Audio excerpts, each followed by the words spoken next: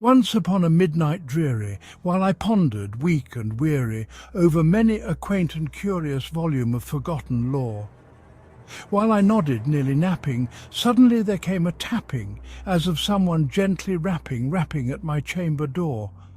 "'Tis some visitor," I muttered, "tapping at my chamber door, only this and nothing more." Ah, distinctly I remember it was in the bleak December, and each separate dying ember wrought its ghost upon the floor. Eagerly I wished the morrow.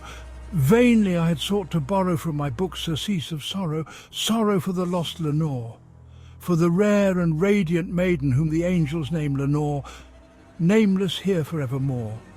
And the silken, sad, uncertain rustling of each purple curtain thrilled me, filled me with fantastic terrors never felt before. So that now, to still the beating of my heart, I stood repeating, "'Tis some visitor entreating entrance at my chamber door. Some late visitor entreating entrance at my chamber door. This it is and nothing more." Presently my soul grew stronger, hesitating then no longer. "Sir," said I, "or madam, truly your forgiveness I implore. But the fact is, I was napping, and so gently you came rapping, and so faintly you came tapping at my chamber door, that I scarce was sure I heard you." Here I opened wide the door. Darkness there and nothing more. Deep into that darkness peering, long I stood there wondering, fearing, doubting, dreaming dreams no mortal ever dared to dream before. But the silence was unbroken, and the stillness gave no token, and the only word there spoken was the whispered word, "Lenore?" This I whispered, and an echo murmured back the word, "Lenore." Merely this and nothing more. Back into the chamber turning, all my soul within me burning, soon again I heard a tapping somewhat louder than before. "Surely," said I, "surely that is something at my window lattice. Let me see then what thereat is, and this mystery explore. Let my heart be still a moment, and this mystery explore. 'Tis the wind and nothing more." Open here I flung the shutter, when, with many a flirt and flutter, in there stepped a stately raven of the saintly days of yore. Not the least obeisance made he, not a minute stopped or stayed he, but with mien of lord or lady, perched above my chamber door, perched upon a bust of Pallas just above my chamber door, perched and sat, and nothing more. Then this ebony bird, beguiling my sad fancy into smiling, by the grave and stern decorum of the countenance it wore. "Though thy crest be shorn and shaven, thou," I said, "art sure no craven, ghastly, grim, and ancient raven wandering from the nightly shore. Tell me what thy lordly name is on the night's Plutonian shore." Quoth the raven, "Nevermore." Much I marvelled this ungainly fowl to hear discourse so plainly, though its answer little meaning, little relevancy bore. For we cannot help agreeing that no living human being ever yet was blessed with seeing bird above his chamber door, bird or beast upon the sculptured bust above his chamber door, with such name as Nevermore. But the raven, sitting lonely on the placid bust, spoke only that one word, as if his soul in that one word he did outpour.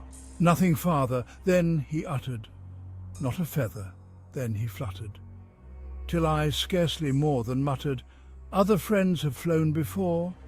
On the morrow he will leave me, as my hopes have flown before." Then the bird said, "Nevermore." Startled at the stillness broken by reply so aptly spoken, "Doubtless," said I, "what it utters is its only stock and store, caught from some unhappy master, whom unmerciful disaster followed fast and followed faster, till his songs one burden bore, till the dirges of his hope that melancholy burden bore of never, nevermore." But the raven still beguiling all my fancy into smiling, straight I wheeled a cushioned seat in front of bird and bust and door. Then, upon the velvet sinking, I betook myself to linking fancy unto fancy, thinking what this ominous bird of yore, what this grim, ungainly, ghastly, gaunt and ominous bird of yore meant in croaking nevermore. This I sat engaged in guessing, but no syllable expressing to the fowl whose fiery eyes now burned into my bosom's core.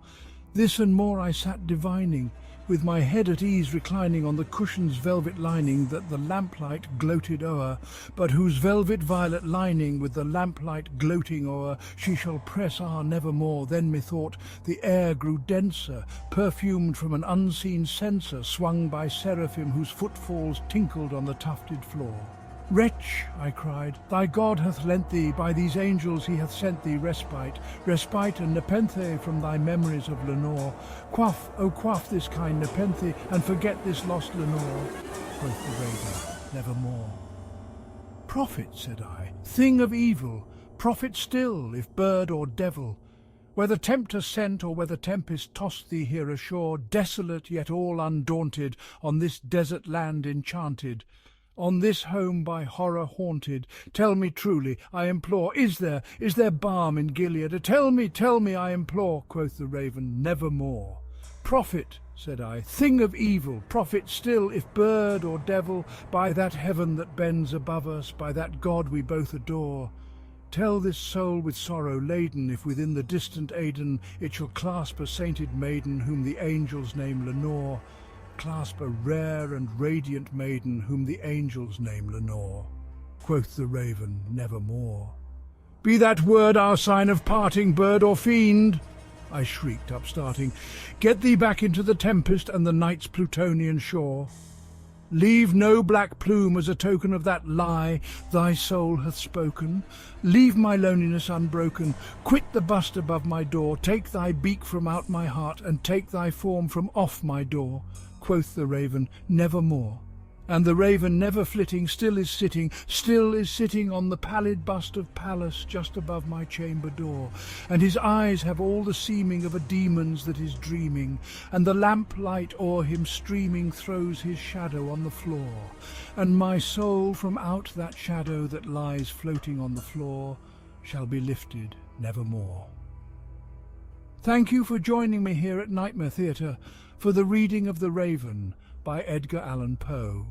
My name is Arthur Pembroke, and I'll see you all again tomorrow night.